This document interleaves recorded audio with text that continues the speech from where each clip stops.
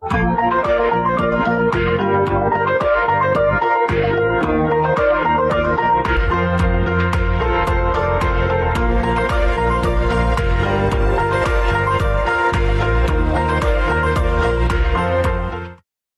afternoon, Ava here. Welcome to the iBug Apple Workshop, episode number 155, for Saturday, October 26th, 2024. Thank you to those joining us in person and to those of you listening to the recorded playback on the iBug Today website, podcast, or YouTube channel. The blind community are finding the Apple devices to be useful assistive technology tools in their daily lives. Whether at home, at work or school, or on the go, the accessibility features of the Apple devices have cleared new pathways for the blind to be more productive, consume online content, and stay connected through social media. We have an exciting meeting planned for today. We will first review some iBug announcements and some recent Apple news and rumors. Then, David will demo the Libby app and Herbie will demo the Braille screen input.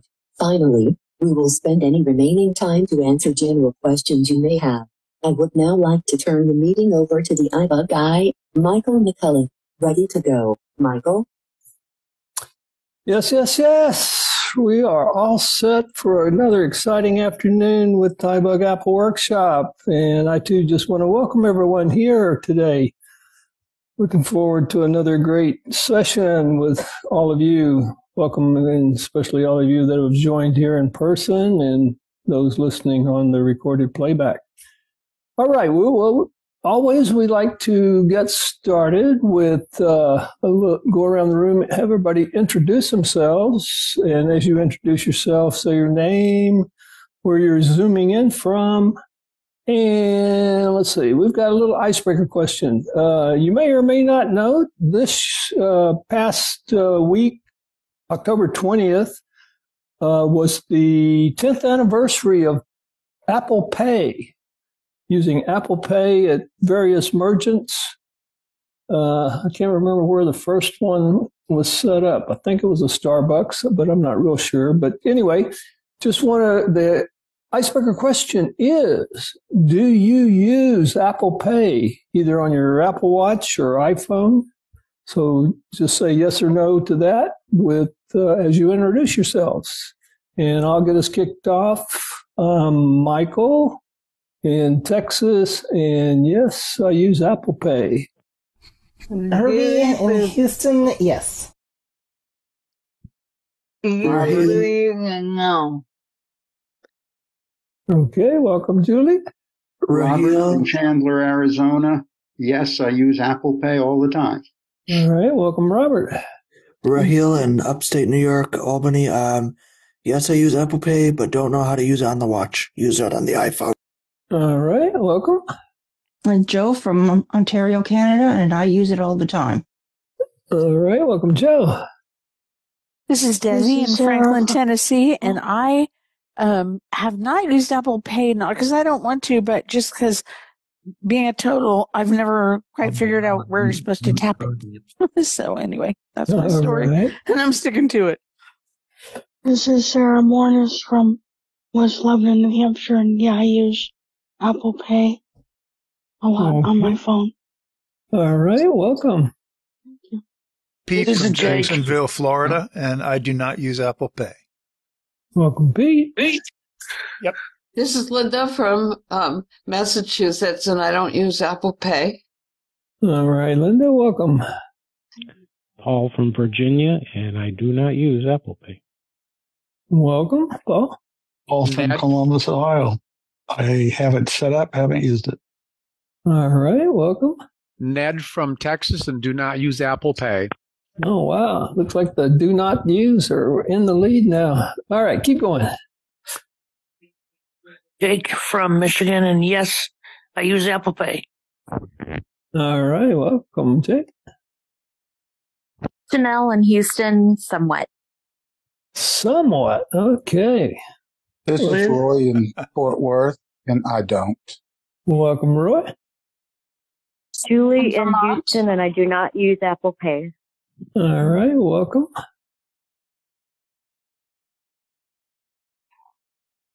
Can you hear me?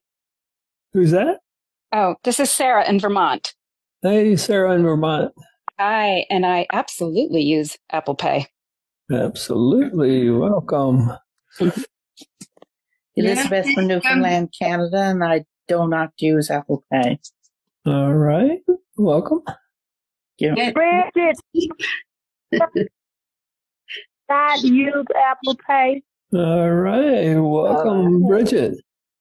Helene in Woodstock, New York, and no, I do not use it.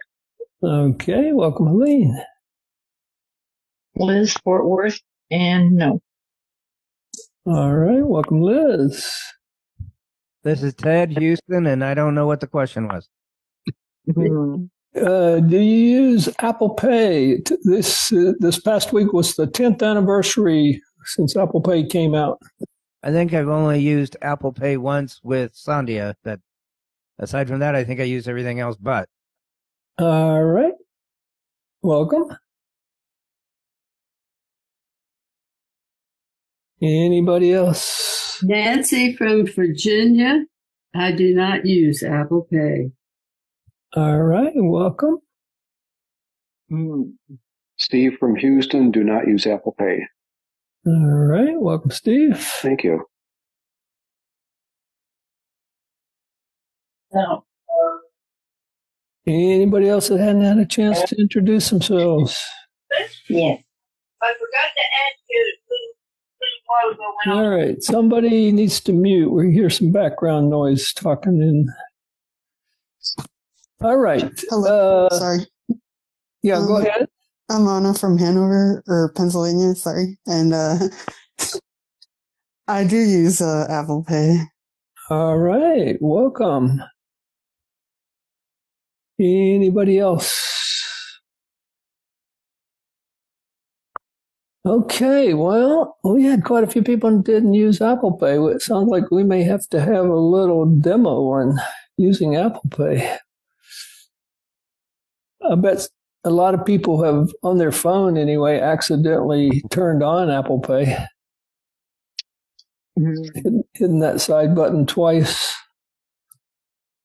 Trying to hit it 3 times sometimes. Turning voiceover on and off or other things. Okay, so during the introductions, I thought I heard maybe a couple of people that are first time to the Apple Workshop. If you can unmute and come back on, and I'd like to talk to you a little bit further. First timers to Apple Workshop. Raheel, and this might be my first time. I don't remember when I think you've been here before, Raheel. But we're glad you're back. Mm-hmm. Hi, it's Joe, and this is definitely my first time. All right, Joe. I know you've been on other of our sessions before, but this first time to the Apple Workshop. And remind me, what Apple devices do you use? I use an iPhone 13 mini. Okay. iPhone 13 mini. That's a good phone. Yep. You like that? That still has a home button on it, doesn't it? No, it does not. Oh, okay. And it's great for Braille screen input. I like it, a small phone for that. Oh, okay. Well, stick around since you said Braille screen input. We've got some fun stuff going on with that later. Anybody else is a first timer? And welcome, Joe, first time to Apple Workshop. This is, I believe. Yeah, go ahead. This is Sarah Mornis. I believe this is my first time on the Apple Workshop, but I've done other iBug events. Okay, Sarah. And remind me where you're from again? West Lebanon, New Hampshire. New Hampshire. Okay, great. And what kind of Apple devices do you use? Just the iPhone. I have the 13 mini as well. All right. Wow. 2 iPhone 13 minis. Yep. Very cool. How long you been using it, Sarah? Well, I think I had the 13 for a couple of years, and then before that I had the 8, and then before that I had the 5C. So I think I started my iPhone journey, I guess, in like 2013 or 14. So. Oh wow, you sound like an experienced user. Yeah, I would say yeah. We would love to talk to you more later. If you can send us an email to ibugtoday@gmail.com, and we can follow up with you. We like our experienced users and just get to know you a little bit better. Appreciate that. Cool. Thanks. Any other first timers to Apple Workshop? All right. Well, glad to have the first timers and all the second and third and multi-timers back. Let's see. Oh, we want to also recognize anybody that had a birthday in October. Raheel? Yeah, go ahead, Raheel. Mine was on the 18th. Okay. Are you over or under 30? I am 28. Oh, okay. You're an under. All right. Anybody else? I had one on Halloween. Halloween, baby. That's right. Yeah. Coming up. All right. Very good. Over or under 30? Over. Okay. Anybody else? October. Way over. I think I know there's some more out there. I know I sent some Facebook birthdays. Maybe they're not here, though. No other October birthdays. September, and October are like the most birthday. Didn't Michael have a birthday in October? Oh, he certainly did. Happy birthday, Michael. October over or under 30? I am like double time over 30. Mike Laser happy had birthday, a Michael. Too, but he doesn't come into these calls. Yeah. I'm still celebrating, though. I celebrate the whole month. Yeah. Oh, one of them. Why don't you make it all year? Isn't Sandia's birthday in October? No, hers is coming up in November. November. Right, okay. And since you mentioned Sandia, she sends her greetings to everyone. She was on the movie night last night for briefly and just said hello, and was also on iBug Buzz this past Monday. And it was really good to hear her. She sounded, a lot stronger and getting better, and she misses everybody. And she sounded great last night. Yeah, she did. I thought. And she's really looking forward to getting back. And well, when I talk to her, not every day, but the times I've talked to her this past week, especially, she's gotten to the point now where she's telling me what to do. So she's getting better. Yeah, feeling better. On her oats. Yeah, let her know we're all praying for and asking about her. Yeah. Everybody, I will definitely let her know. Send her your love and keep up the prayers for her because she still has a long road to recovery there. Yeah. All right. So we're going to move along here. Got some announcements coming up, iBug related announcements. We'll start off with those. Coming up Monday night is our regular iBug Buzz. All the times I'm going to be mentioning to you are Central Time. That's 7 p.m. Central right here on the same Zoom channel. And iBug Buzz is our weekly session to go over any field questions, issues that people might be having on any of their iOS devices. The rest of the week is pretty quiet since it's the 5th week. We don't have anything permanently scheduled on 5th weeks. And then that'll take us down to Friday, which is our regular movie night. And if you want to know what the movie's going to be, come to the Monday night iBug Buzz. We always do a big reveal during the halftime of that event. Then next Saturday, moving into November already, is iBug Unplugged. And I'm going to let Pete Lane tell you a little bit more what we're going to be doing in iBug Unplugged. I can't even say it. iBug Unplugged next week. All right. That's going to be one of the games we play. Say it 5 times fast. No, Saturday night, a week from tonight, as a matter of fact, November 2nd, from 8 till 10 Central, we will do our Melodies and Memories segment on the iBug Unplugged event. And this month we will feature artists who left us too soon, artists who, for whatever reason, died too early.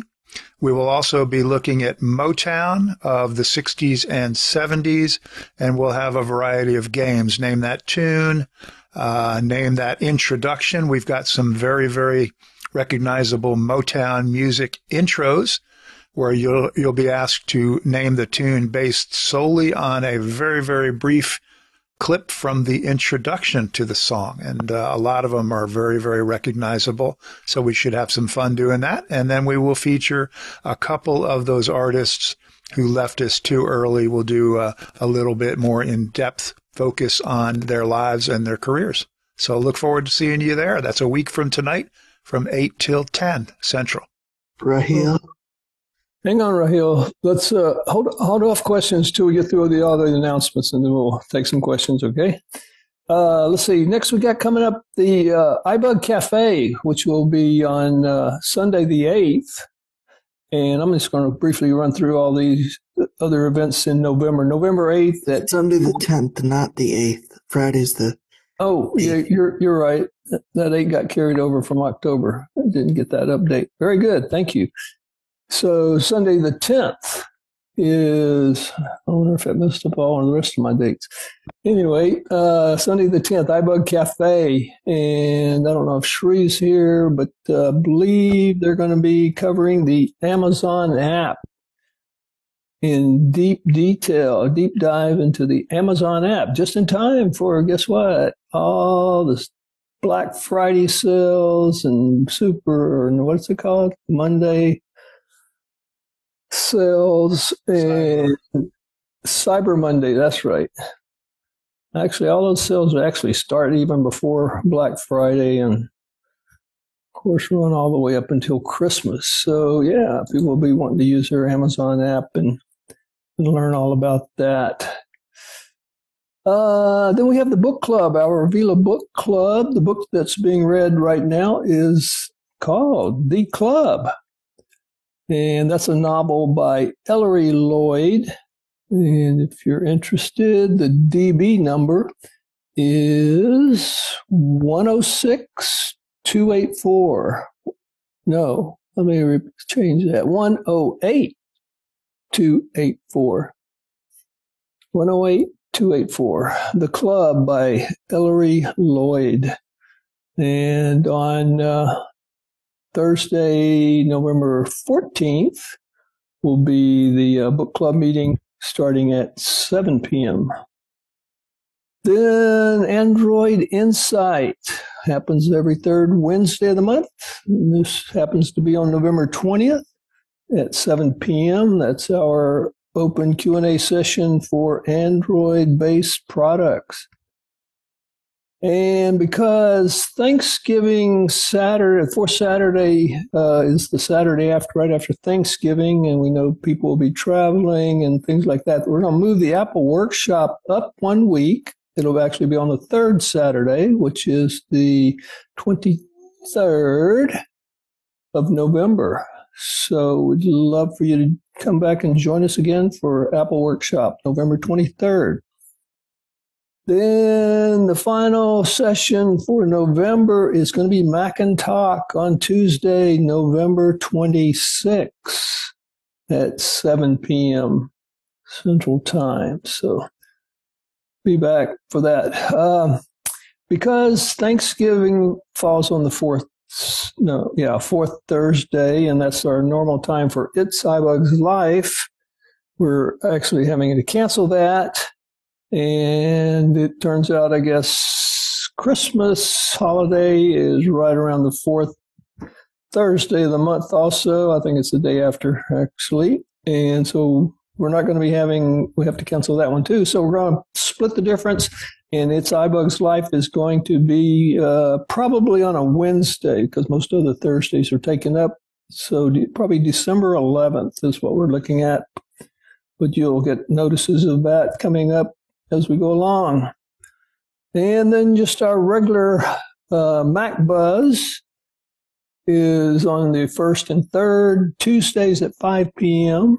And then the alternate Tuesdays, the second and fourth Tuesdays. Of course, that'll be the iBug Mini Buzz. And last but not least is Trekkie Talk. And I didn't hear Jody, but if she's jumped in here anytime at the first and third Thursdays of the month at 8 p.m. Central, we have Trekkie Talk.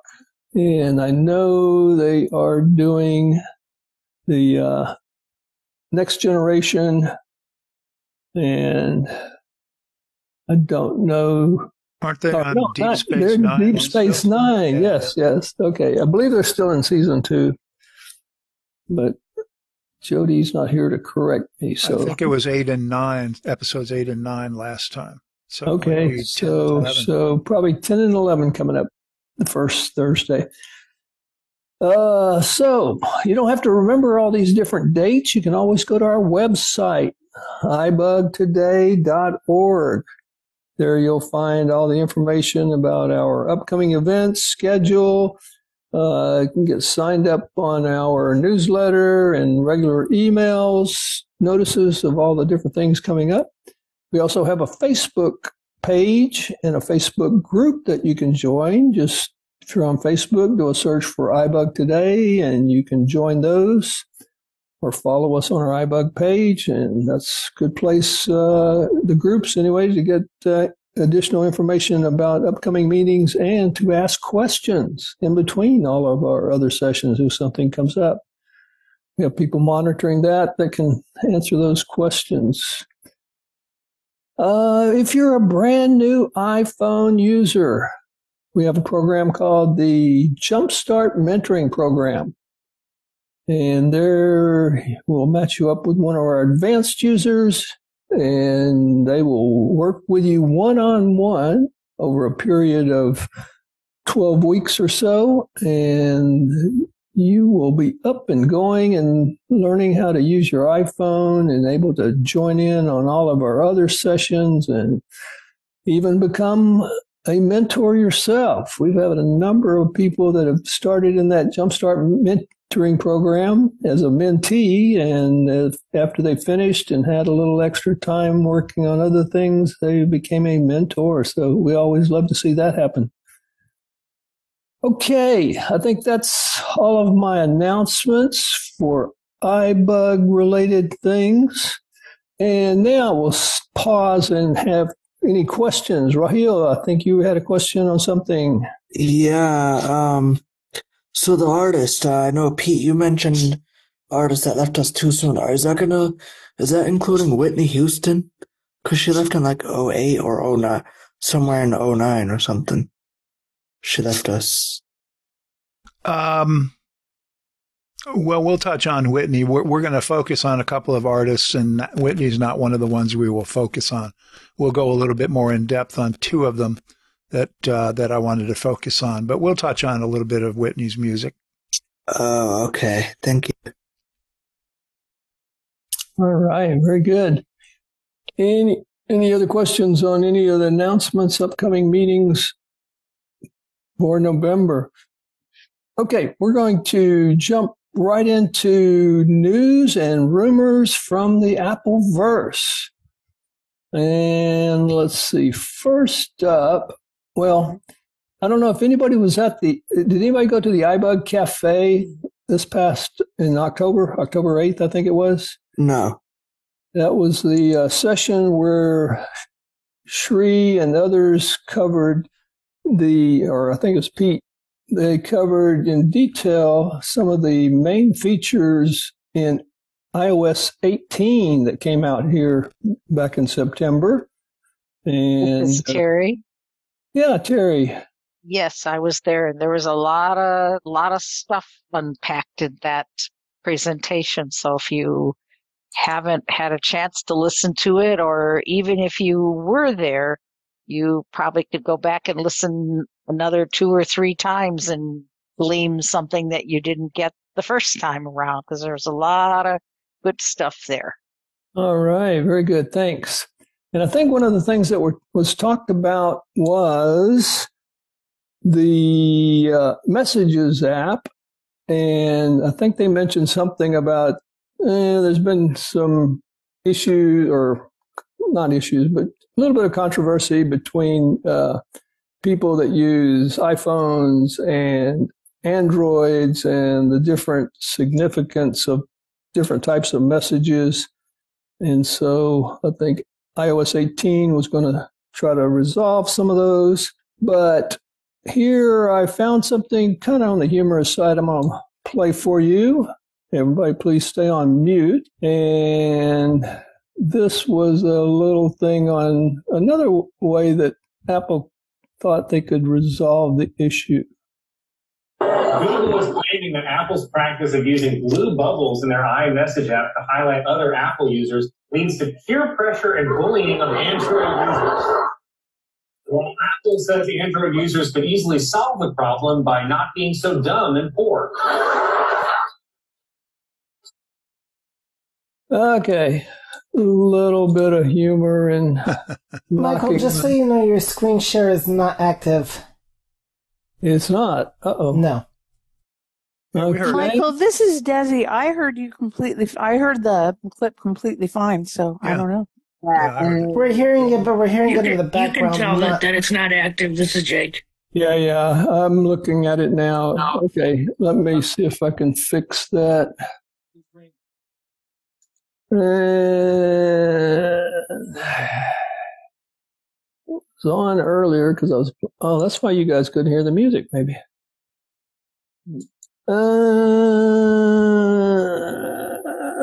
Sound, share sound.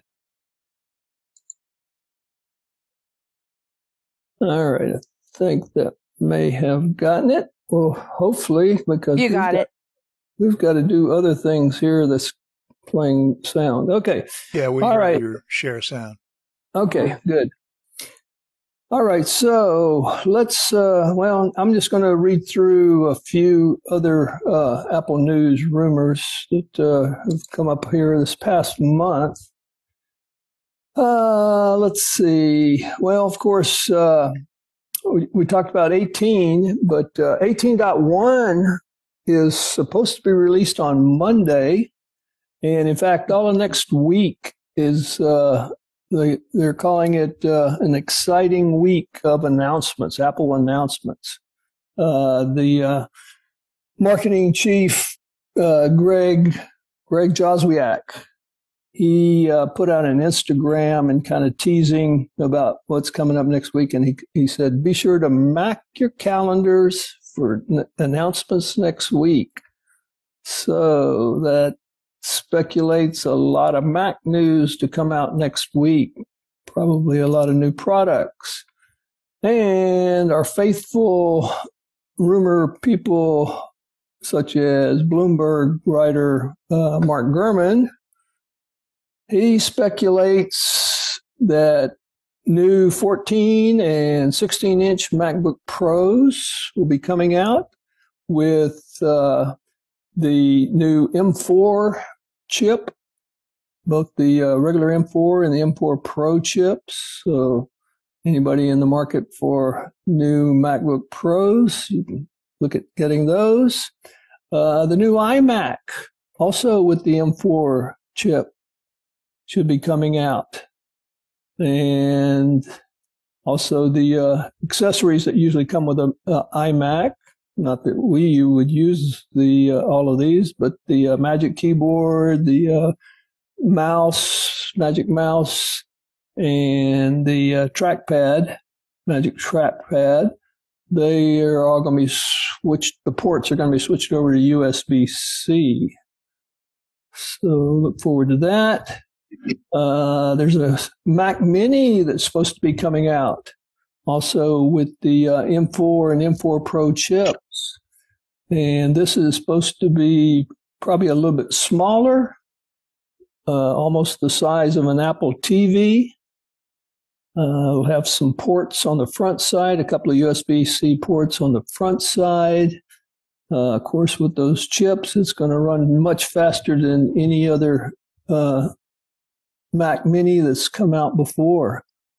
So if you're in the market for a new Mac, that's maybe even a better buy. And we've already mentioned the software that's going to come out. The 18.1, I guess one of the fun things or one of the features I'm looking forward to is this with the AirPods Pro 2, the hearing health features that are associated with it, both to reduce the, reduce noise. It monitors and reduces noise automatically.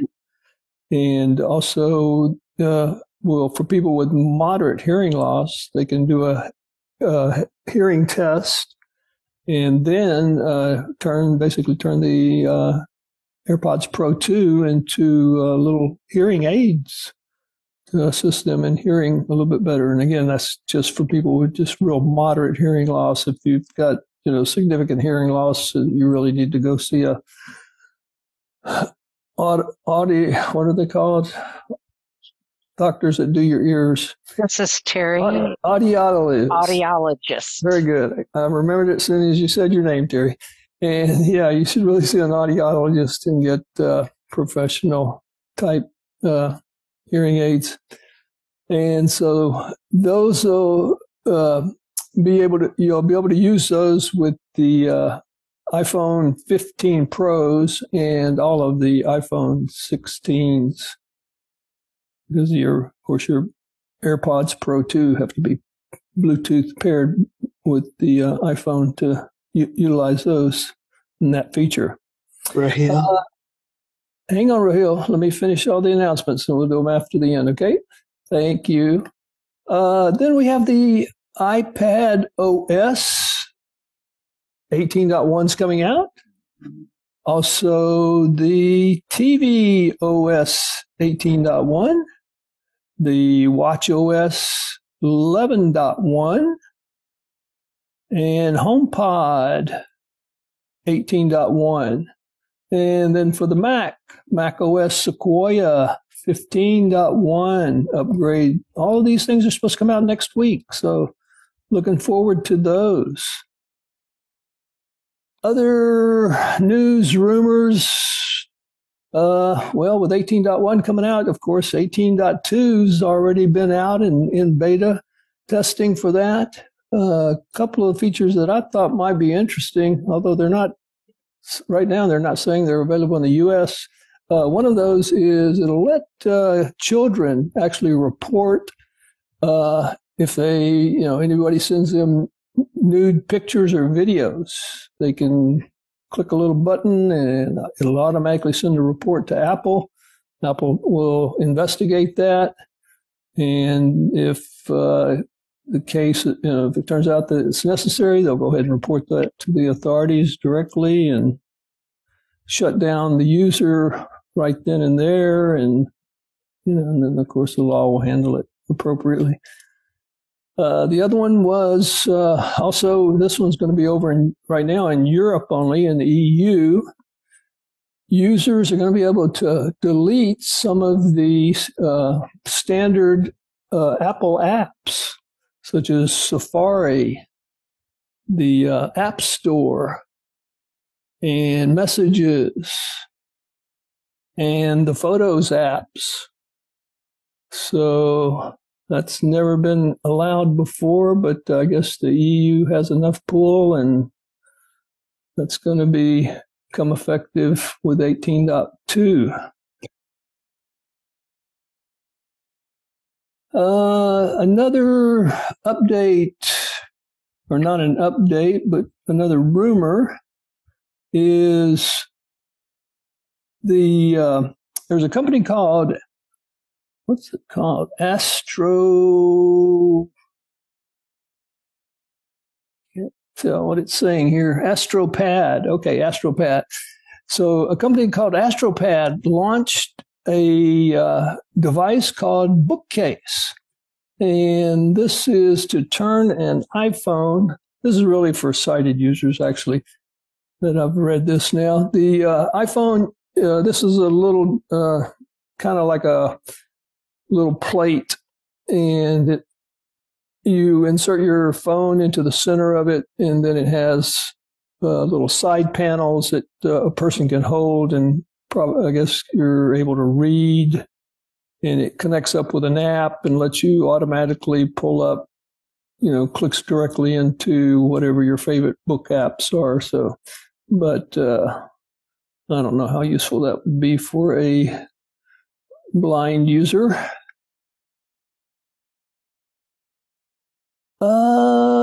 Just this past week, I don't know if anybody got one, but the new iPad Mini 7 came out. It got the A17 chip. That was a big upgrade. Hadn't been upgraded since like 2021. I think it had I can't remember, the A14 or maybe A15 chip. So it jumped up a couple of levels there. And so that Mini is going to be running a lot faster. I think it comes with double the amount of RAM. 8 gigs instead of 4. It'll come in more colors. And, most importantly, the words iPad Mini are printed on the back right under the Apple logo. Currently, it just says iPad on it, just like all the other iPads. Amazon announced that because of the new Macs that are coming out, there's going to be a $300 discount on if you want to get a 256 gig, 13-inch MacBook. Is it a Pro or a Air? MacBook Air. And so you can get $300 off on that. It has the older M2 chip in it. So that's going to be $699 instead of the regular $999. And then same thing with an M3. It's dropped down a couple $100 from $1049 down to $849. So a little bit of savings there if you're not really interested in getting the latest and greatest, but you're in the market for a Mac. Go check it out on Amazon. And that's, as I said, it's, those sales are coming up because the M4 MacBook Air is supposed to be on its way out soon. Started in production here this past week. Let's see. I didn't hear Intisar or Karen, but they may have joined us. But if anybody's in Iowa, good news. You probably already know about this, but slowly the Apple is connecting up with all the state driver's license and state ID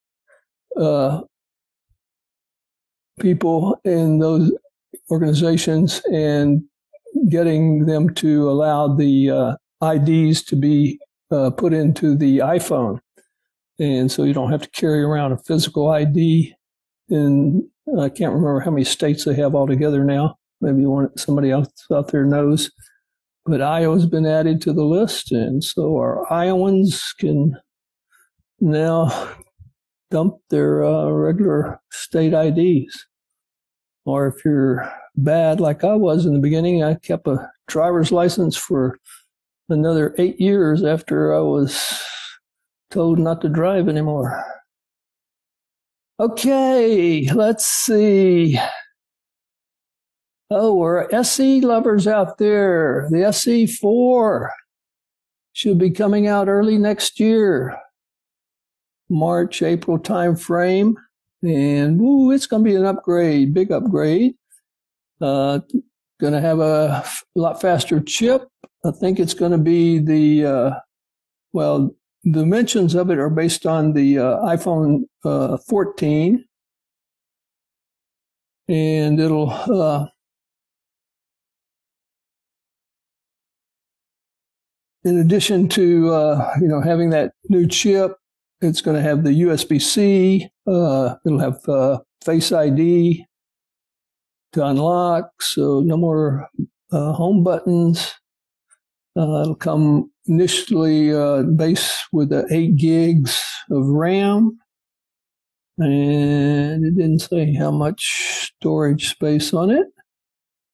But, that's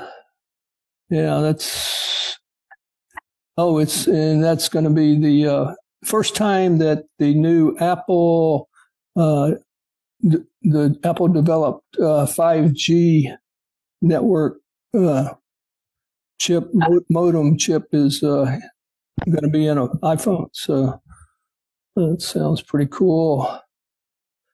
And then let's see, my last announcement here. Oh, this was a fun one, or I thought it was fun. Probably not fun for the person involved.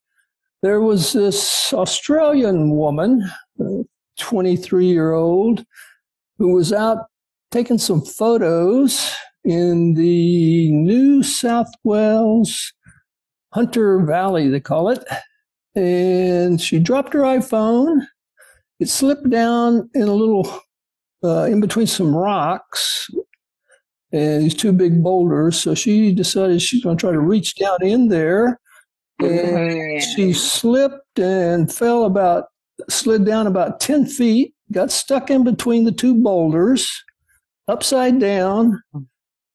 And I don't know how if she screamed. It didn't say that she could reach her iPhone at all, so I don't think she got her iPhone, but had to somehow the emergency people came out and they had to use some very unique ways to pull her back up. I'm guessing they said she was very relaxed, but probably pretty embarrassed.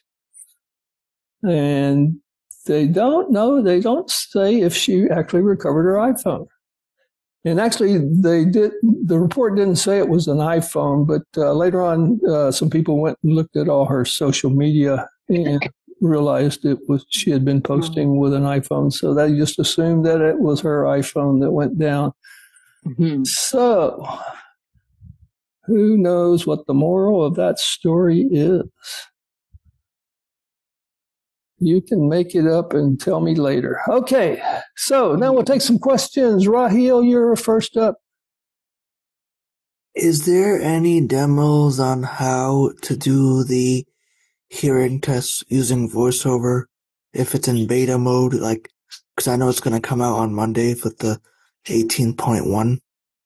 I'm sure there's going to be some coming out. I think there was maybe on AppleVis, but actually we're going to be doing a demo in December, maybe November. It depends on if the software really works like it's supposed to.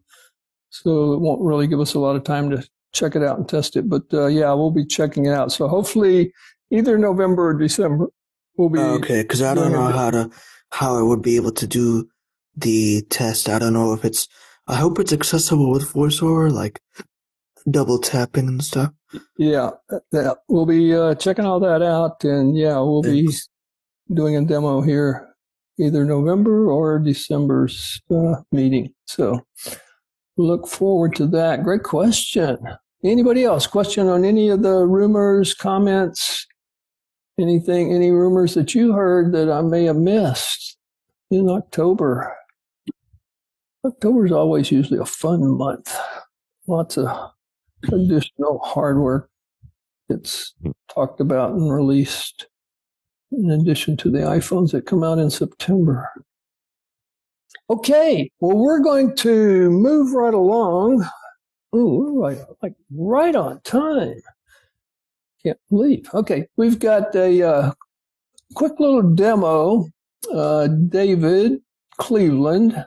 David, I don't know if you were able to make it. I know you told me had a little bit of conflict and may not be able to make it. So in any event, he provided me his demo. So Julie, if you can put everybody on mute and cannot unmute while I play this demo.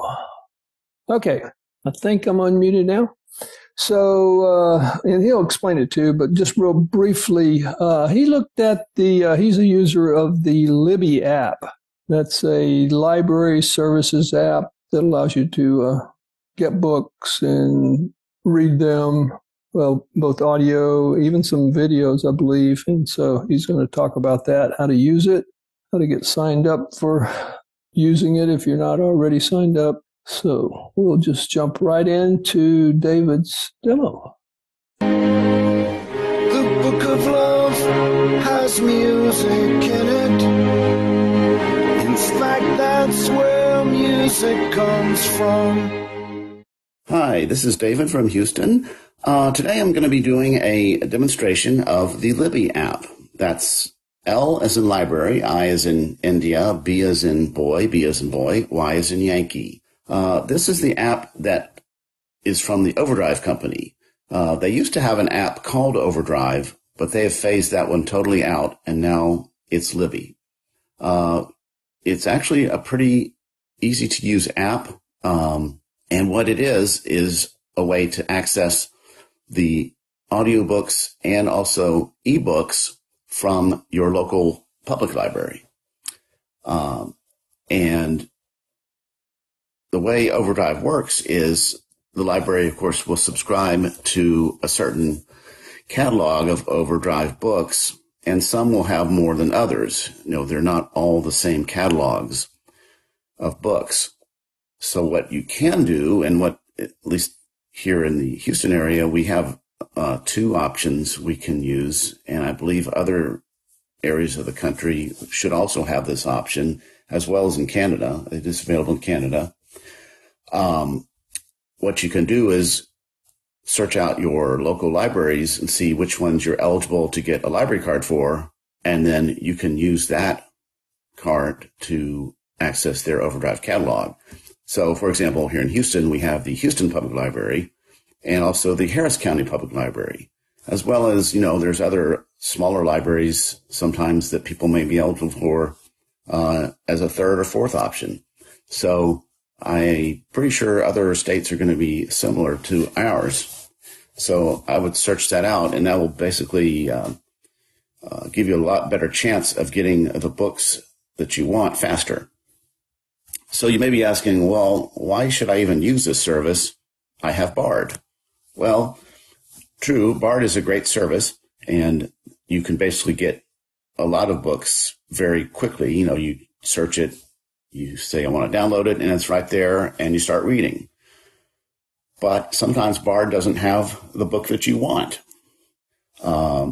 They often take time to add new books, and some may never get added, but they may be ones that the Overdrive service does have.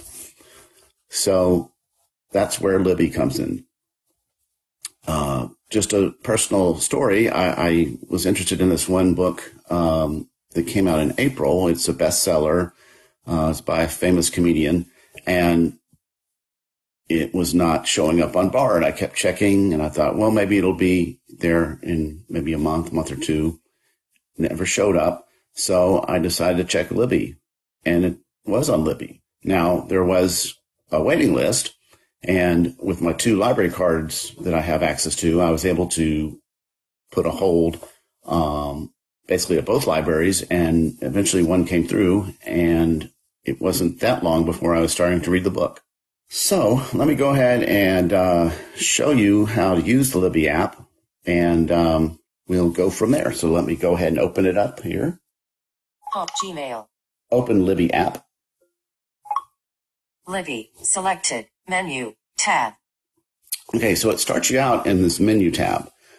There's actually tabs along the bottom. I can go ahead and show you them before we get started, just so you know the basic layout. Search. Tab. Navigation. On the bottom Landmark. left-hand corner is search. Then if I swipe right, Library. it's library. Tab. Selected. Menu. Shelf. Tab. Tags. And tags. Tab. N. So it's 5 Navigation. tabs. So let me go back to that middle tab, which is the menu. Shelf. Selected. Menu. And let's Tab. go back up here. You are at Houston Public Library. Okay, it tells me which library I'm currently logged into. So basically you log into one library at a time, although it does look for books from any library that you have a valid card registered in the system. So say I'm searching through the Houston catalog and maybe there's a possibility that Harris County has the book and it's got a shorter wait time. It'll go ahead and tell me that, and I can put the hold on the Harris County copy of the book and save me time. So I'm going to swipe right here. Your libraries. Heading level 2. Okay, this is the libraries. Tells me which ones I have. Houston Public Library 1 card. I have the Houston 0 Public of Library. 15 loans. Current item. Button. So it tells me how many loans I have, which is how many books checked out. It tells you, like this is 0 of 30, I think. Your Houston Public Library 1 card. 0 of 15 loans. Of 15. Current item. Button. So I have nothing checked out from Houston. Harris County Public Library 1 card. 1 of 30 loans. Okay, they let you do 30, which is very, very generous. I currently have 1 book checked out at Harris County. So I'm just swiping right again. Manage cards. Button. I can manage the cards. That's be where you would go and like if you need to update your PIN or maybe your card got canceled or expired and you had to get a new one or something like that. Add library. Button. Okay, add library. That's where you're going to go in and add the libraries that you have access to. So once you determine which libraries in your current area that you have access to get a library card for, you can then start adding them in here and let you add multiple ones. I'm not sure what the limit is, but, it really makes it nice when you have multiple options. Okay, so now once you've done that, then you need to do a search to find the book. So let's go back to Search. Tab. the lower Navigation. left-hand first tab, and we'll double tap on search. So URL. Search. And then we'll go to Catalog filters. Search the catalog. Search catalog. Search field. Search. It says search field. Landmark. So I double tap there. Insertion point at end. And then I'm going to do a dictation here. Stephen King. Inserted Stephen King. Okay, then I Search. double tap on the search button, which is on the keyboard. Search. URL. Search results. Okay, until now I'm on the search results. So we go here. 220 titles in. Okay, 220 titles. Search results. Heading level. Open filters dialog. Button. Books. 129 items. Okay, Filter. there's 129 what they call books. Those are ebooks, which, like I said, I'm not going to really cover that right now. But if you're into that, they're here. Audiobooks. Oh, here we go. Items. If I swipe to the right, Filter. it's got 90 audiobooks. So double tap on audiobooks. Selected. Audiobook. 90 titles in. And the reason I did that is because when you have the books and audiobooks mixed up in there, it makes it a little confusing. So now I've filtered it to only do audiobooks. So let's swipe right again here. Search results. Open filters. Selected. Page 1 of 4. Okay, I'm keeping Heading swiping left. right. Choose a page. Audiobook. Elevation. By Stephen King. Description. Title details of Okay, there's one called Elevation by Stephen King. Audiobook. Elevation. By Stephen King. Description. Title details at library. Heading level I'll swipe 3. right. Title status. Available to borrow. Button. Okay, this one says it's available tomorrow now, which is nice. So let's go ahead and do that, and this will show you how to actually borrow a book. So I'll double tap. You are in a dialogue. Audiobook. Elevation. About 6 weeks wait at Houston Public Library. 2 copies in use. 1 of 16 copies. Dismiss dialogue. About 6. Audiobook. You are in a dialogue. About 6. 1 of 16. Dismiss dialogue. Button. 1 of 16 copies available at Harris County Public Library. Button. Okay, so basically what it told me there was at Houston Public Library there is a hold situation, but at Harris County there's 1 of 16 are available, so I'll go ahead and use that one. So I double tap. You are at borrow. Elevation. And then I'll swipe right. Back to search with borrowing. It says borrowing. Elevation. Stephen King. Link. Harris County Public Library. Borrow the audiobook right away at this library. Library card. Link card at Harris There's my County. card number. 1/loans. 5/holds. Borrowing for 14 days. Button. Okay, it tells me the length of time I can borrow it for 14 days. Borrow. Button. Okay, then you have to go to the final borrow button to confirm that you want to do it. So I double tap. Loading. Indeterminate. Keep browsing. Button. Okay, so it does take it a minute to download because it's going to download the book for me. Open audiobook. Button. Okay, now it gives you the open audiobook option. I'll do that. Double tap. You are it. Read with. Okay, here we go. So here we are at the audiobook screen. 0% through this book. 0% through 0 minutes. Place bookmark. Playback speed. Close up. You are in navigating mode. Okay, I'm swiping up to the top. There's going to be a couple of options, just similar to Bard. You have the option to close audio. Playback speed. Change your playback speed. 1.25 times. Sleep timer. Do your sleep timer. Bookmarks. Button. And place a bookmark. Let's go to the speed first. Playback. Close audiobook. You are in navigating mode. Play. Button. 0 minutes. Place bookmark. Sleep timer. Playback speed. Description. Double tap. You are in a dialogue. Playback speed. I'll swipe right. Dismiss playback. Current speed. Heading left 1.25. Choose a preset. Head normal speed. 1.5 times. I'll do 1.5 time. Now, when you double tap on the and set the preset, you do have to go swipe left back to close the dialogue to get back to the actual main screen. It takes a little while to get used to, but that's normal speed. Little quirk here. Choose a preset. 1.5 current speed. Playback. Dismiss dialogue. Okay. Double click on dismiss dialogue. Elevation. Stephen King. 0% through this book.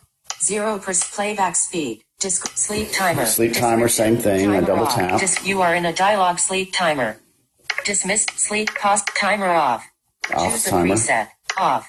1 minute. 15. 30 minutes. And I'm just swiping right here. 60 minutes. Button. Let's do 60 minutes. And then I do left swiping. Choose a pausing and pause playback. Sleep timer. Dismiss dialogue. Button. Double click on dismiss dialogue. Elevation. Steve. Next chapter.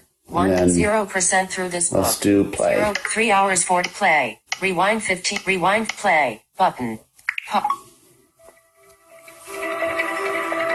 Simon & Schuster Audio presents Elevation by Stephen King. Read by the author.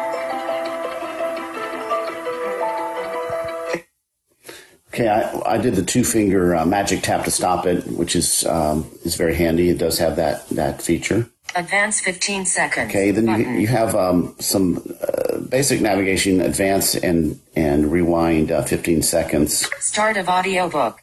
1 minute elevation. Next chapter. 1 minute ahead. Right swiping. Recent places. Description. No previous play. Menu. Description. Shortcut. Question mark. Menu. Recent places. Next chapter. 1 minute ahead. Button. Next chapter. 55 minutes ahead. And then you can navigate by chapters here. Sometimes it'll give you a table of contents also. In some books, it just kind of varies. But that's the basic, navigation features. So let's go to the other tab we didn't look at, which is the shelf. Recent play. Elevation. Recent plays. Let's 0 see. minutes 20 seconds. Recent We need places. to close the book here first. Close At audio the very top, there's a close audiobook. Navigation. URL. Search results. Okay, then we'll go to the bottom. Shelf. To Tab. the shelf tab. So URL. Shelf. Timeline. Link. Recent loans. Heading level 2. And this is where you can check out your loans, which is your checkouts, and then also your holds. Dismiss this list. Recent loans.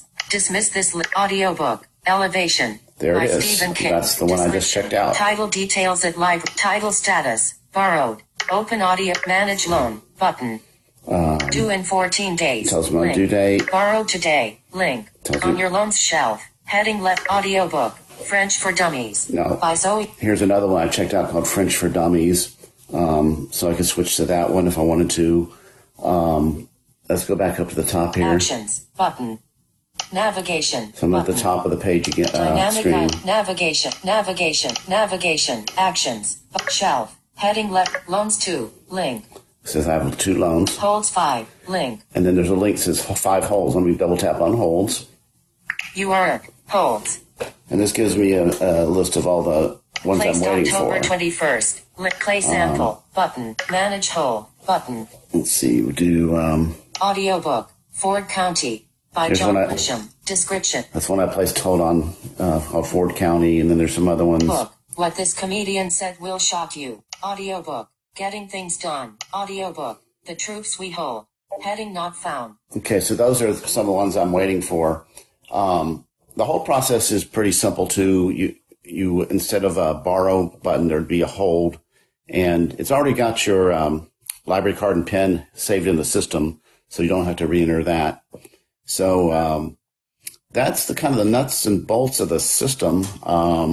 So I hope you will check out your local library and see if they do have Overdrive, which I'm pretty sure they will, and also investigate, how many maybe other libraries that you can get access to this Libby/Overdrive system from.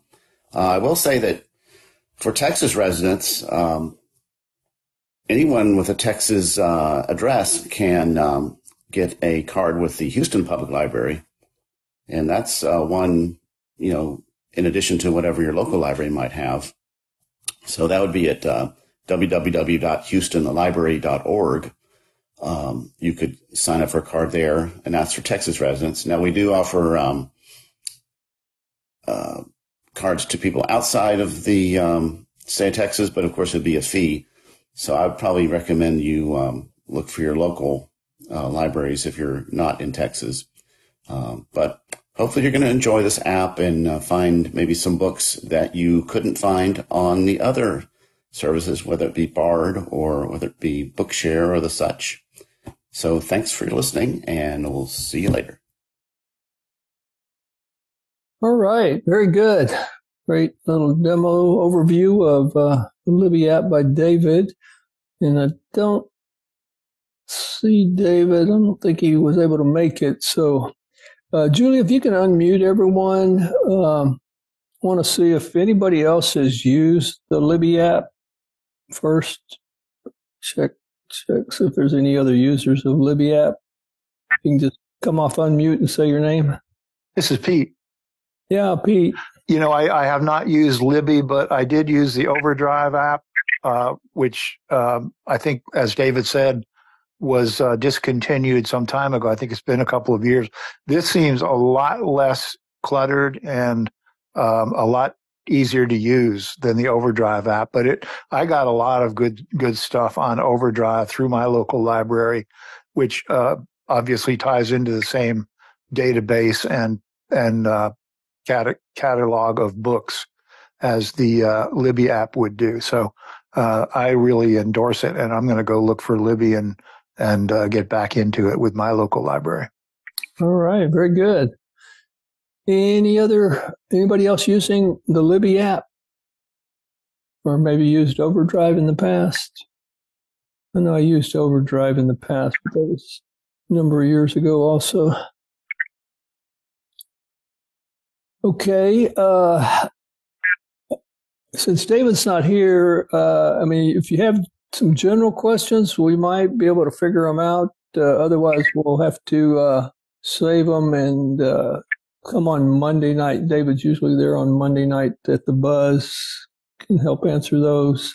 Or if you want to post it on Facebook, in our Facebook groups, that's another good place. So, this is Sarah. Yeah, go ahead, Sarah. I was just going to say that I did used to use both Libby and Overdrive, at different libraries. And it was cluttered and difficult to navigate. But this was a number of years ago. So I am going to try again after that demonstration. So thank you to David. Okay. Yeah, it seemed pretty simple, straightforward. Not a lot of different buttons and Yeah. things to go through to check out a book. Yeah, I guess the thing that always have to kind of remind, Bard, because of their agreement and, with National Library Service, it's unlimited the number of downloads that can be made. Whereas if you're checking out from a public library, they're restricted. I mean, it's just like a physical book. They have to have an actual license for every electronic book they check out. So that's why But sometimes when you can't find your book anywhere else, yeah. I always forget to go to the library. Yeah. Public libraries are still very good places to get books. So. And also, he didn't mention it. I think it was in one of his lists, but yeah, you can also download some movies from the Overdrive system through Libby there. Okay, any other general questions on the Libby app? Bridget. Oh, hey, Bridget. Go ahead. When you're using Libby, is it like you have to, since you're checking the book out, like you physically walk in the library and check it out? Is it did I hear him say it was a certain time you have to return the book? Yeah, there's a limit on how long you can keep the book. So you have to, just like a real physical book, there's a time that you can check it out and have to return it. I guess actually it'll automatically suck it back or drop it off of your list once your time limit's up. So got to be sure to finish reading it within that time limit. Yeah. Pete. Go ahead, Pete. Just wanted to add, you could certainly look into checking it out a second time, depending on availability. If it's still available, you could probably check it out for another. At least I was able to do that with the Overdrive app. You could, like this one had a 14-day return time on it. If I went in at 12 or 13 days with the Overdrive app, I could, if it was still available, I could check it out for another 14 days. I don't know if there's just a one-time limit on the Libby app. Yeah, I think that's still true, that you're able to, as long as there's, availability. No one else has it on their waiting list, and you can go ahead and recheck it out or continue your existing thing. All right, very good. Okay. Bridget, one more question. Yes, ma'am. So after the 14 days, they will take the book back if you don't recheck it. So you want it library fine? Yeah, I don't think there's any fines because, they're not going to let you keep it more than the 14 days. Because they can not physically take it back over the... Yeah, I think it's programmed to just automatically drop it out of your list after 14 days. Oh, wow. Unless you recheck it out. This is Dee. Yeah, Dee.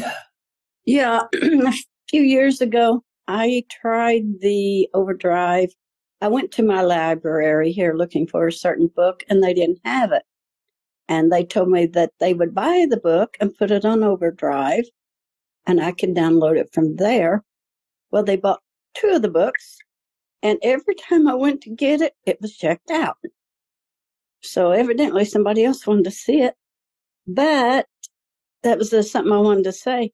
If you can't find the book, check with your library. They might purchase it and put it on Overdrive. I'm sure willing to. Yeah, good point. So, but yeah, the Libby does sound a lot easier. I think I could try that one better. Good. Yeah, I think it's worth giving it a shot. Thanks, Dee. Sure enough. Anybody else?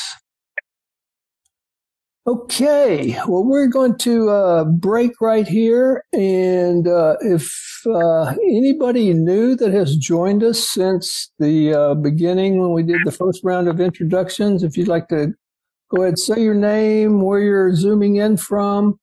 And our little icebreaker was, because it's the 10-year anniversary of Apple Pay, we just wanted to see if you're using Apple Pay.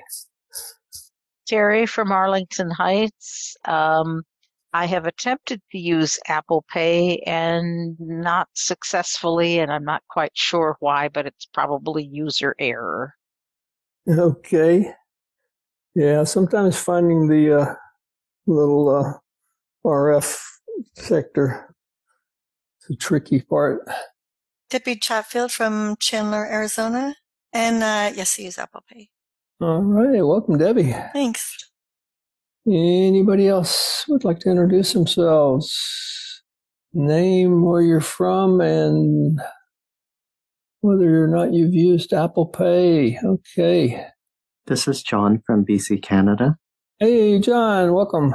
Thank you. I sometimes use Apple Pay. Okay. Very good. Anybody else?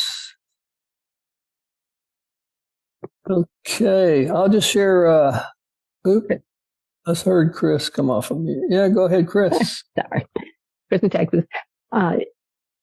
Yes, my teenagers are very well acquainted with my Apple Pay account, and I was going to say about the Australian lady. So it sounds like she was caught between a rock and a hard place. I was waiting on somebody to say that. I tried to get it. Oh, no. Good. Don't hate me. Good one. Really good. That was set up perfect. Terry, Yeah, there's Terry. probably some debate as to whether or not she left any stone unturned. Maybe that was part of the problem. Yeah. Well, what I was trying to figure out, the article said that it was her feet that was holding her up. I guess she had fallen 10 feet, and then her feet, her actual feet on her legs. This is Pete. I guess you could say that iPhone bowled her over. Oh my God. Okay. So anyway. They didn't really describe her anatomy, so I'm not sure which part of her actually got stuck there. But he said it took over an hour once the EMTs got there to actually pull her out. So it took some doing there. Okay, very good. Well, welcome everybody again, the newbies that joined us along the way. Let's see. Oh, you know what? We need to give away a door prize. And as usual, any facilitator, iBug facilitator or mentor is not eligible. So let's see how well people were listening to the Apple News and Rumors, as we've just been talking about. The Australian lady that's got caught between a rock and a hard place. Here's one. I mentioned Amazon had a sale going on, and they had a $300 off of one device and $250 off of another device. Tell me the two devices that were on sale and which number goes with which one. This is like The Price is Right. You got to match the price with the device. Raheel? Go, Raheel. Sorry. Yeah, so the Mac, the Mac is $999. It'll be like $699, and the other one is $1199. It'll go down to like $890 something. Okay, I'll let you have it on the prices, but you got to be more specific on the MacBook. So the MacBook Air is $999, and the Pro is $1199, $256, I think. Oh, that was so close, Raheel. Hang on there. You might still get it. Anybody else can give me a little more detail to get me closer to the right answer? This is Jake. Jake, go ahead. MacBook Air savings of $300 in MacBook Pro, savings of $250. Oh, all right. You're closer on the numbers. Oh, shoot. All right. Still, the devices are still not quite right. Anybody else? Anybody else want to take a stab at it? Okay. Go ahead, Liz. The $300 was the Air, and the 200, I thought it was 200, not 250, was the Mini. Oh, still don't have the right devices. Dang, all right, okay. I'm going to give you the answers. And the correct answers is $300 for the M2 MacBook Air, $250 for the M3 MacBook Air. So that's the difference. Oh. And since no one got the right answer, but we had 3 people that were brave enough to come up and say what they thought it would be, we're going to give each of them a $10 Apple gift card. So let's see, Raheel, I got your email. Liz, I'm not sure I got your email. Can you send an email to ibugtoday@gmail.com? Liz and Jake, I think I've got your email. So if Liz, you can send an email, then all 3 of you will be getting a $10 e-gift card from an Apple e-gift card. All right. See, it pays to play even if you are not a winner. All right. Very good. Thanks, everybody. And now we're going to put everybody back on mute. Thanks, Julie. And David came in, Michael. Oh, okay. Well, we'll save it to see if there's any other questions towards the end on the, well, no, since he's here right now, let's go ahead and do it. Any other questions? David, we already did your Libby app, and we had a few questions come up. Trying to remember the questions now. Oh, if you check out a book and you're about the end of your term, can you recheck it out, assuming there's nobody else on the wait list for it?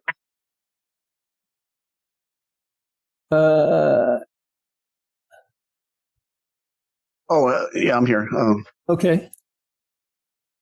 I believe most libraries will let you keep it if it's not on hold for someone else. You could have to go in and renew it.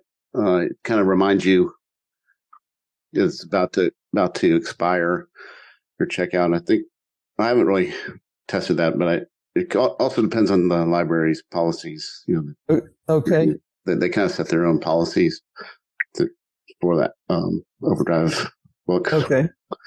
But if you get to the end of your checkout time, does it just automatically drop off your list? How does it go away? Or yeah, it just goes away. Yeah, it gets deleted from your from your app. Okay. And, very good. All right. There is a feature on there. If you're not ready yet, you can actually defer your hold for like another, I think, 2 weeks. At least the Houston lets you do that. Like it'll say, do you want like say you're not quite ready to read it yet, but you don't want to wait back in the line again. Okay. So you'll get notifications. You'll get notifications through your notification center when a book is about to be ready for you, and so on. It keeps you updated that way. It doesn't seem to send you email. I think it's all through the And you said you used to use the Overdrive app. Yeah, a long time ago. Yeah, I did use it at one time. This one's more streamlined, I think, than that one was. That's less confusing. Yes, it seemed to be the consensus. People that had used Overdrive app before that it was. This Pete. Go ahead, Pete. I just want to give a shout out to David. Really good demo, dude. Well done. Yeah. All right. Well, very good. Yeah, definitely appreciate David and all the hard work he did on putting that demo together. Yeah. And we're going to go ahead now, Julie, if you can mute everyone. We're going to ask Kirby to come in, and All right, good afternoon, everyone. So today I'm going to be demoing Braille Screen Input. This is a wonderful way of being able to type in text on your phone, and we'll let the demo roll.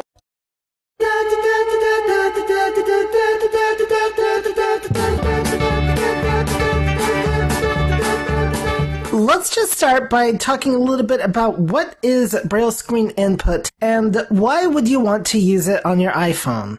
Actually, let me backtrack for just a little bit and explain Braille for anybody that might be new to it.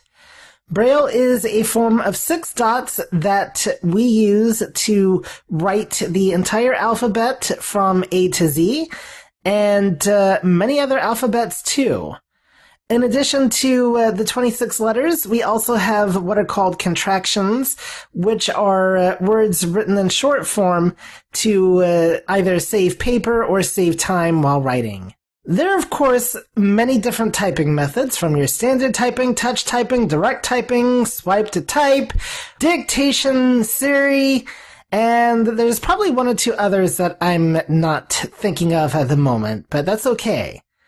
Braille Screen Input is another one, though, and it is my preferred method. I have been a Braille user all my life, so of course Braille is a natural language to me, so that does help a lot.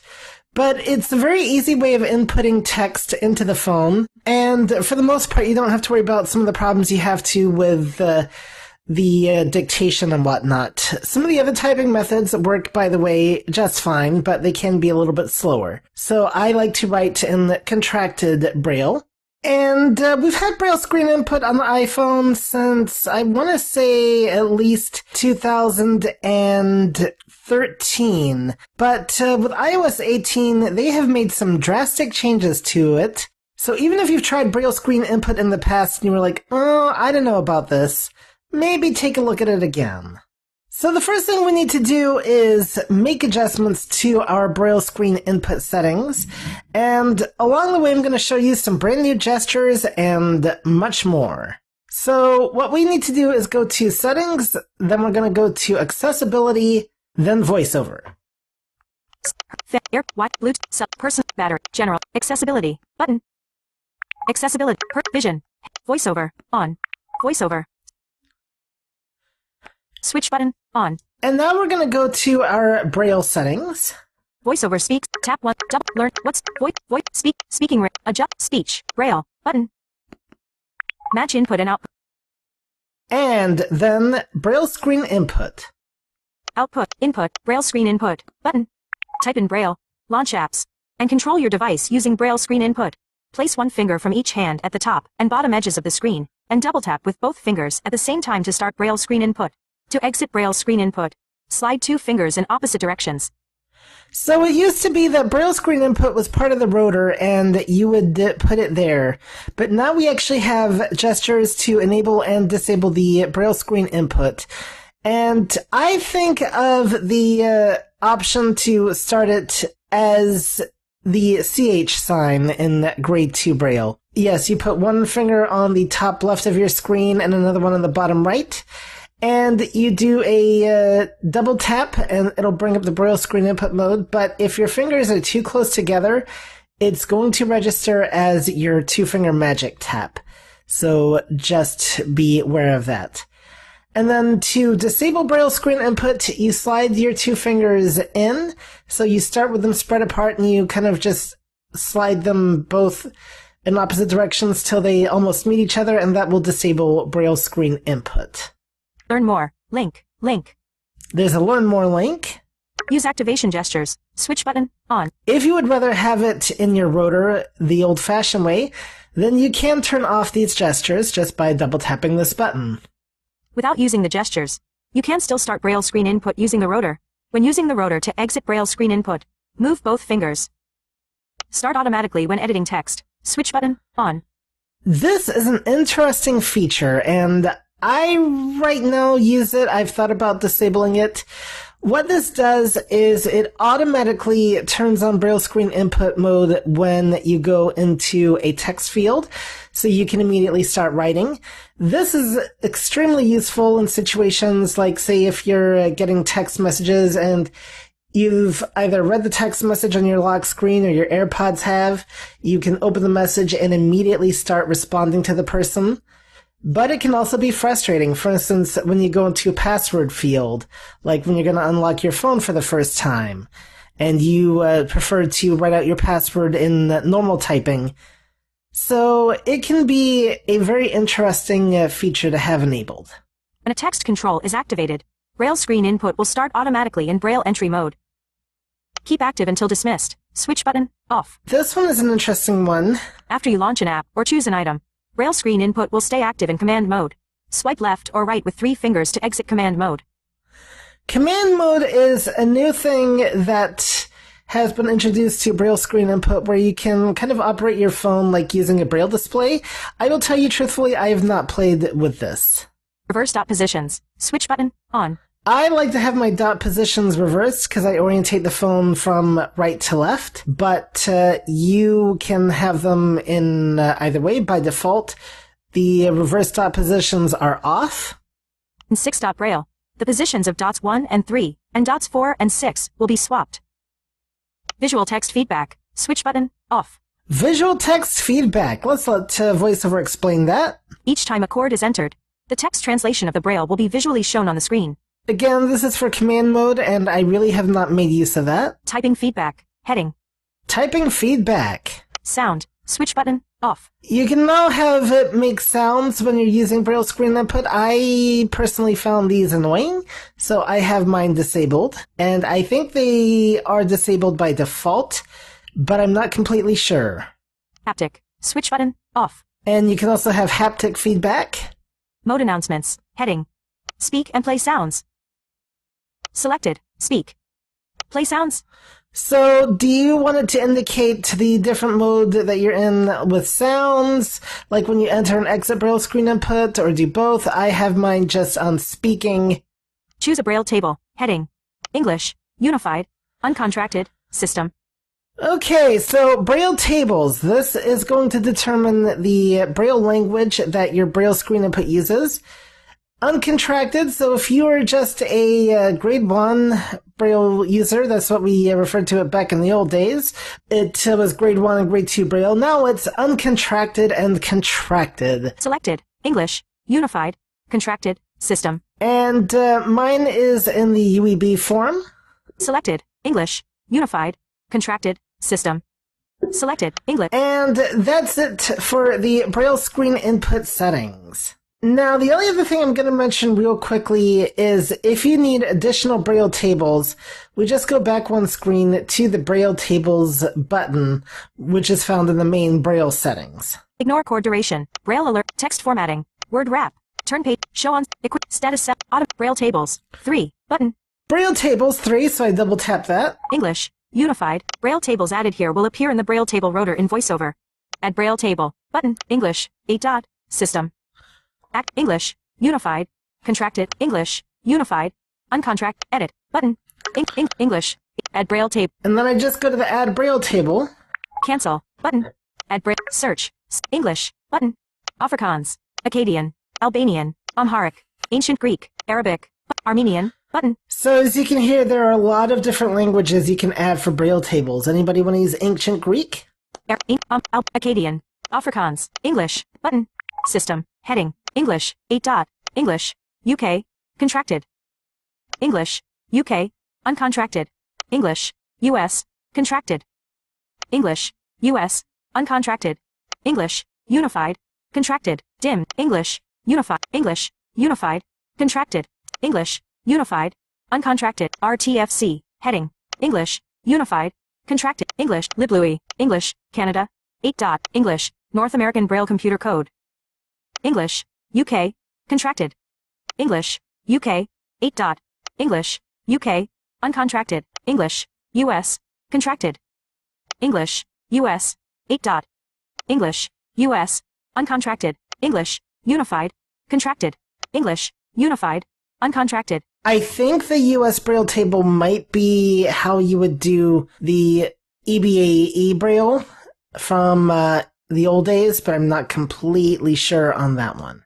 A while back, I forget which iOS it was, I just opted to use UEB instead, and There's a few minor changes, such as having to write out words like to and by, but for the most part it isn't that much different. You also get some advantages like being able to do a lot of extra punctuation things in Braille that you cannot do with the old system. An example would be the @ sign and the way you write web addresses and things like that. Oh yes, and get used to doing a number sign, an extra one that is, if you, say, have a number with dashes in between. Now I'm going to talk about how we actually use Braille screen input. So there are two ways of using it. There is what is called tabletop mode, and there is what is called screen away mode. I am a user of the screen away mode method, but I'm going to explain both. So tabletop is more like using a standard Braille keyboard on a note taker. So you're going to have your dots going from, on the left side, dots 1, 2, 3, and on the right side, 4, 5, 6, crossways. But you can also switch to the Braille screen input, and that's going to look like an actual Braille cell. So picture, if you can, a Braille cell with the dots going vertical instead of horizontal. That is the difference between the two. Braille screen input, in addition to being a typing method, can also launch apps. You heard VoiceOver mention that at the beginning. So, for instance, you can activate Braille screen input and type in PHO, and it'll start bringing up results for the phone. I highly recommend that once you figure out which orientation you decide that you like, you lock the phone into place with that orientation. But some people do like to use both. It is not uncommon for people to use the tabletop method with the phone flat on a surface, and then use screen away mode when they have the phone pointing towards them, like when they're traveling or whatever. So you have to figure out what works best for you. I personally, like I said, like to have mine in screen away mode all the time, so I just keep it locked into that position. But enough of my talking, I'm going to show you Braille screen input. Now, something I forgot to mention that makes it different than dictation and Siri is you can use it in almost any edit field you can imagine. In fact, it's very, very rare that you cannot. So that also includes your passcode field or a password field in like Safari or in an app. But one of the disadvantages I found with Braille screen input is, at least in the writing mode, there isn't a way to get it to trigger autofill. So if you're somebody like me that uses autofill in Safari and apps, you do have to go through that extra step if you have your Braille screen input set to automatically trigger of getting out of it first and then triggering autofill. Also, for the sake of this demo, I do now have the sounds enabled, so that way you'll know when I'm in Braille screen input and when I'm not. But, like I said, for general purposes, I actually can do without the sounds. Okay, I'm going to use messages as an example of how it works. And by the way, just something I want to mention too, when you practice Braille screen input, you can always start with just writing in, like, say, notes or something like that. Now, I briefly talked about using Braille screen input to launch an app earlier, and something I forgot to mention that is very different from iOS 17 and below is now you can use contracted Braille to launch an app. Let's say, for instance, you want to launch weather, and you can do it with W and then the EA sign, whereas before you would have had to write out WEA. So that is an improved difference. I'm, in this case, going to launch messages. So how do we launch an app with Braille screen input? So you simply do your CH sign twice to trigger it. So let's do that. Braille screen input. And then I'm going to type in M. 39 apps. MLB. And even though this is not alphabetical order for it, I noticed that it brought up MLB first. Interesting. Okay. So I can do one of two things here. I can continue to type, unless MLB is the app that I want to open, which it isn't. Or I can swipe down through all my M apps, and they'll display in alphabetical order. Magnifier. Mail. Maps. McDonald's. Messages. But I could have typed in ME and gotten to messages a lot quicker. Okay, I'm gonna do in my case, it's a 2-finger swipe right, but I have the orientation reversed, so in your case, it's a 2-finger swipe left. Stopping Braille screen input. Opening messages. Messages. And just like that, messages is open. It would have been a lot quicker if I'd have just typed in an E instead of flicking all the way down. And by the way, that was a 1-finger flick that I was doing. However, I do find that overall it's a very effective way of opening apps, and I hope you take advantage of it. So now that Messages is open, I need to write to somebody, and in fact, I've got somebody to write to. On a Cindy. Here we go.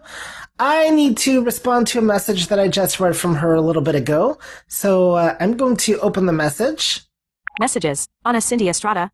Tried to listen to your show, but fell asleep. Oh, really? Am I that boring? Well, I think I need to say something. Well, actually, no. I'm going to swipe right till I get to the message edit field. Apps. Message. iMessage. Text field. And I want to be able to edit, so I need to make this editable with my usual 1-finger double tap. Braille screen input. Oh, voila! Because of the automatic Braille screen input, that has launched. And now I can start typing. .6. Space. PROBLEM space B space M Y S space X space T space Z. Ooh, I made a mistake here. So I can just erase the character with, in my case, a 1-finger swipe left. If you have the orientation in the normal form, it would be to the right. .1356. And that's gone. T. Space F period. Space T F space U N. 4 T U A T E. A B space Y R B R O the R X B space A T L A space A E space D I D space X F F space. Okay, so what if I want to read what I wrote? I can actually do that by switching over to command mode. And by the way, while I'm in this mode, just a couple other things. If I want to erase an entire word, something that you cannot do with regular typing, I can do that by doing a 2-finger swipe to the left, or in your case, maybe 2-finger swipe to the right. It. And let's put that word back there. X. FF. So I can actually, you know what, we'll edit something else, but I'm just going to send this message, and oh, you know what? I don't have to hunt for the send button or anything like that. I can just do, in my case, a 3-finger swipe down. In your case, it would be swipe up. Sent message. And voila, just like that, it is sent. Oh, you gotta love what Braille screen input can do. Cat T T A space L V E space cat R L space cat R E space in P U T space N N space X A K E S T I N S S space M C E space M space F L E X I B L E period. Okay, so I just wrote out another thing. What if I want to read back what I wrote? I can do one of two things. So one, I can get out of Braille screen input by sliding my fingers. Stopping Braille screen input. Flexible. And just like that, I am out of it. And now I'm back to my phone in the normal method. I can get back into Braille screen input by doing the double tapping the CH sign. Braille screen input. And if I want to remain in Braille screen input, I can now switch to what is called command mode, which is like using a Braille display without the space bar with the chord commands. So to do this, you're going to do, depending on your orientation, it's the normal orientation. It'd be 3 fingers to the right. In my case, it's 3 fingers to the left. Flexible. And that erased. Oh dear, okay. E. Because I did the right thing. B R W H.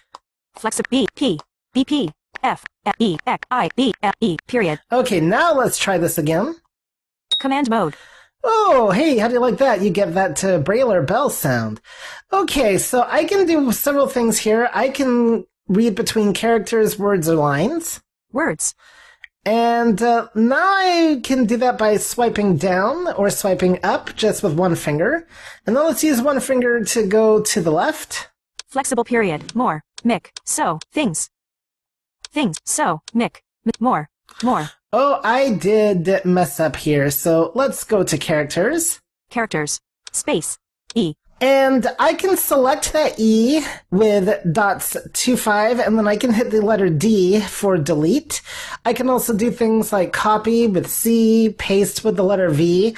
So it's a very quick and effective way of editing things on your iPhone. You can also do a select all. So let's see. Command here. mode. Braille entry. I'm kind of flipping between the modes here, so T space D X B X D T ing. Period. So let's respond to this message first. Sent message. And things are a little bit disjointed here because of the recording nature of this demo, i.e. you do not hear the message in response to mine, but that's okay. So I'm going to type in again. S space J X T E period. Okay, so now I've typed in, this is just a test, so I'm going to switch back to command mode. Command mode. So, words. Again. Test. Selected. I want to delete this word test. Selection deleted. Test. And there you go, just like that. And then we'll go back to Braille screen input and type in experiment. T period. And, you know what? Actually, Command I really mode. don't want to waste my time with all this right now. So I'm going to do a select all. So I switch back to command mode. And it's going to be like that. Okay. Braille entry. Command mode. All right. Braille entry. Space. Space.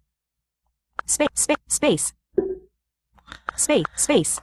Actually, it worked too well. Stopping Braille Okay. screen input. Delete. So that's just an example of some of the cool things you can now do with Braille screen input.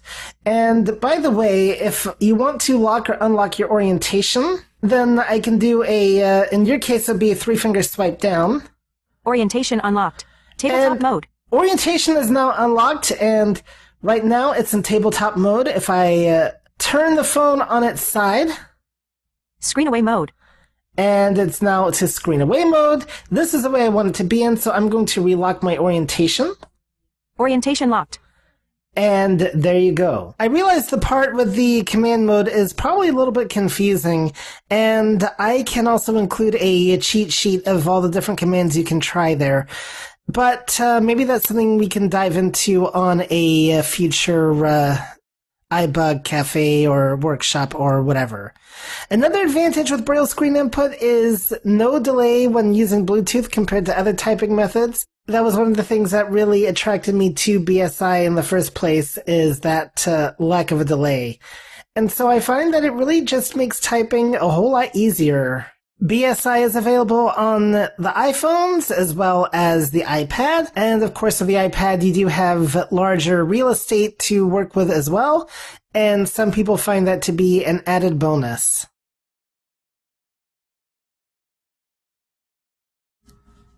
All right, so with that, we will go ahead and take any questions. Hang on, we got to get people unmuted again. Julie. Great demo, Herbie, on BSI. It was all Greek and Arabic and Farsi and every other thing. I'm glad you understood it. It's Joe. All right.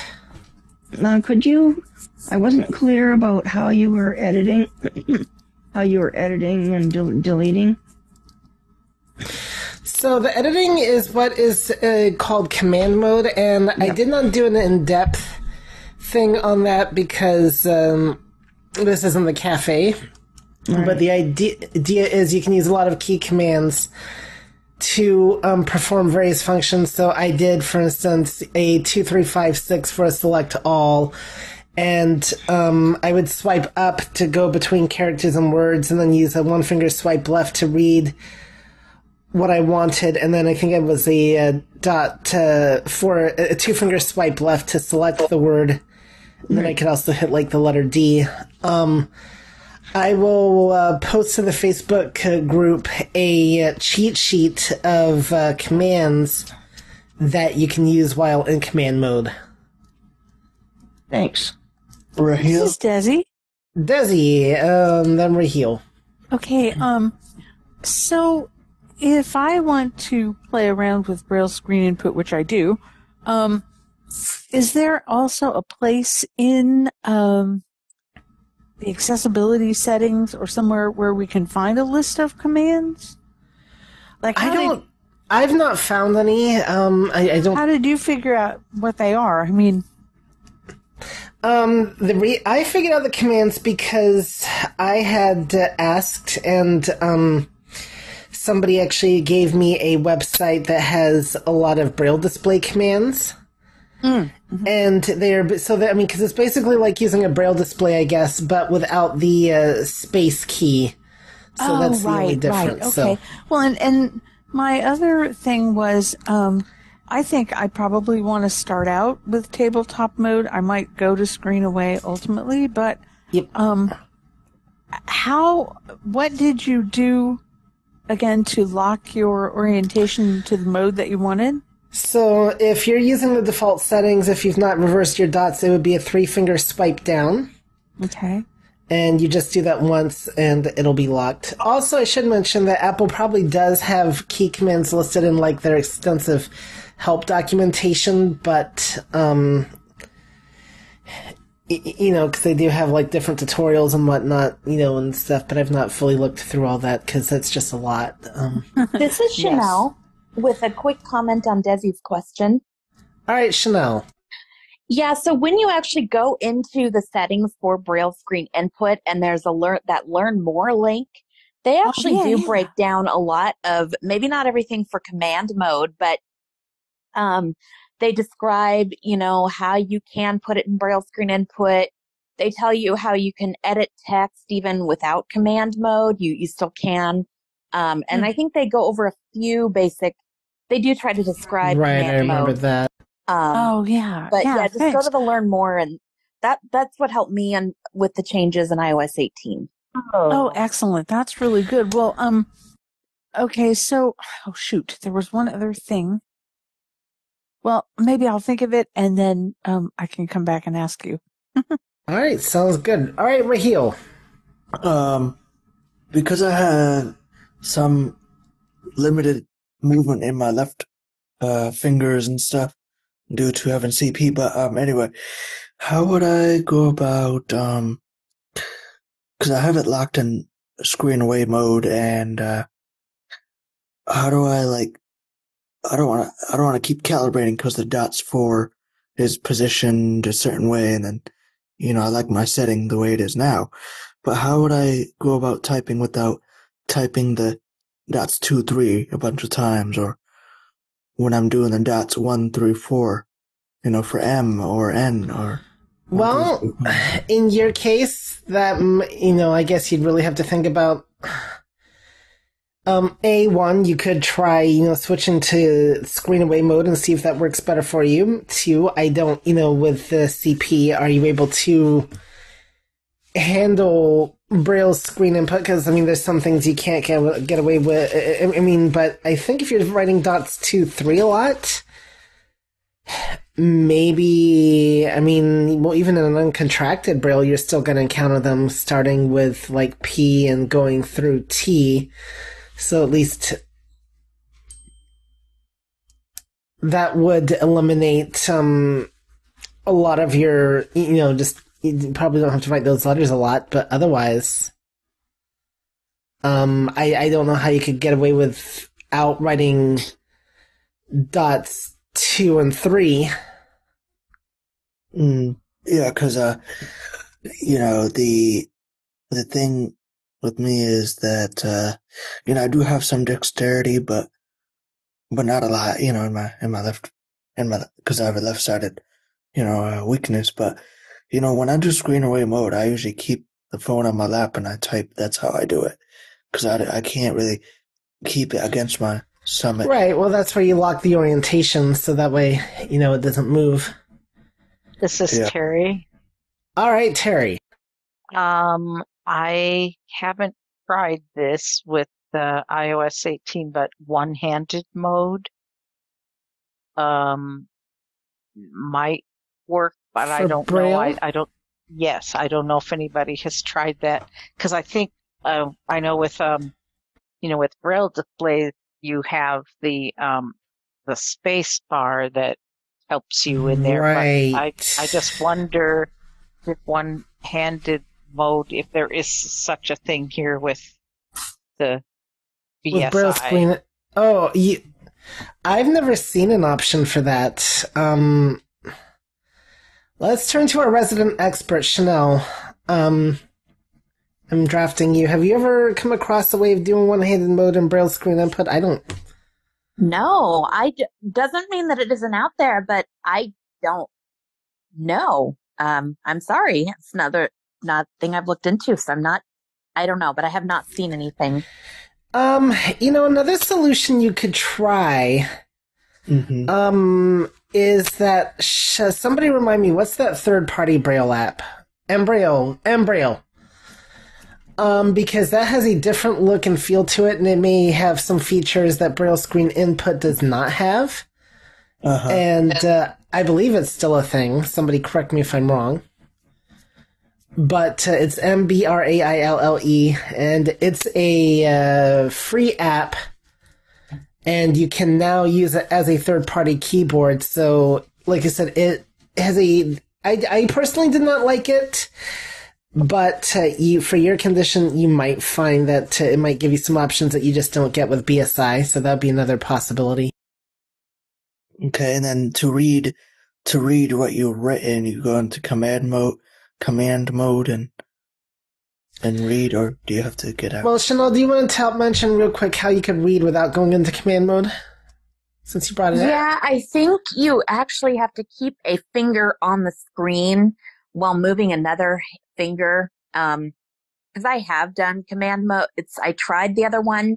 I think you keep one finger on the screen while you move another finger, up and down, and then keep that finger on the screen. And if you use two fingers, you select.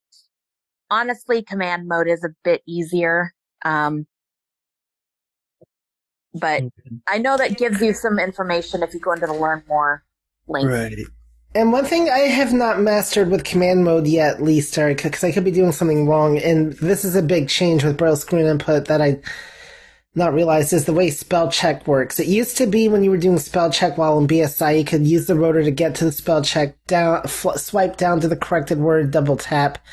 Now you have to get out of BSI for that to work, so that's something else I forgot to mention. Okay, let's move on. Who else have we got? Not hearing any... This is Desi again. Yes. Since nobody else jumped in, you did not talk in your demo about needing to calibrate the dots. And I did not. And I noticed that when you were going back and forth from your modes and various things that you were doing, that you never had to recalibrate. Can you talk about that? I can. So that's actually an important change. First of all, the calibration is still there. It's doing a dots 4, 5, 6 followed quickly by a dots 1, 2, 3. And sometimes the dots will get out of sync and out of whack, and so just recalibrating them to where you like them will fix that problem. They've made it a lot more stable in iOS 18 to where you don't seem to have to do it as much. But it might still be necessary from time to time. You do have to do it initially, though, right? Yeah, you do. Okay. Well, yeah. I would imagine so. I mean, I already had Braille screen. I'd already been using Braille screen input when I updated, but yeah. That's probably a good idea just to do it initially. And you can also it's now a little bit easier to do your Braille cell. I was just going to say, you can now use your FOR sign, can you not? Yes. Well, you've always been able to. It just you had to do it in a certain funny way. But now it's a little bit easier. Yes. This is Chanel. Yes. I have found, and I'm not sure how scientifically accurate this is, but I have found that Braille screen input is more accurate in iOS 18. I think it is. I had to calibrate a little bit the other day, but I have gone to where I was having it speak all the letters I typed to just words now because I'm more confident that I can, get it right. And I'm pretty good at telling when I mess up anyway, but I don't think I would have changed it. I think it's a lot better. Is there a little bit of a thing where you can learn like how to do a space in between words? I mean, I remember that there were ways to do those things, but I don't remember them. Are those put out in the settings? Is that under the learn more thing too? Yeah, it is. It's Okay. not a tutorial. It won't let you type, but it'll tell you Right, so many right. fingers flick this does this and that. And Mm-hmm. Okay. Yeah. Excellent. Thanks, you guys. Joe? Yes. I've noticed a couple of things. I've noticed like when I start and stop the Braille screen input, I've just used like a C or whatever, and it works. And I've also noticed it says to when you get out of screen input, when you want to exit Braille screen input mode, that it says to move your fingers apart. But I find that it works just as well if you move them together, do a pinch gesture. Yeah, and that's that what can make it easy to do with one hand sometimes. Yeah, I do the pinch gesture, and yeah, Chanel had mentioned the C to me earlier, because I'd interpreted the way, I think what VoiceOver is referring to as the bottom of the screen is, I know they're referring to as the bottom of the screen, but yeah, it's interesting about the C command, so, but yeah, it's a new thing. It doesn't say you have to use the corners, but I've heard some people say they like it that way, but you don't have to. And that's what I interpreted from, it, but I'm guessing not, so it's pretty cool. Nope, you don't have to. All right. So, I'm just curious, is anybody on here going to, who's not done so yet, going to give Braille screen input a try? Yes. Yes, excellent. This is Desi, and I'm definitely going to. I have tried it a number of times in the past, but quite a long time ago, and I wasn't really successful. But when I heard about all the new changes coming up, I decided that I'm going to give it a whirl again, because that would make me so happy. All right. I mean, and don't be afraid. You're going to probably make some mistakes at first, but, just keep practicing at it, and you'll get it down. Okay, somebody else?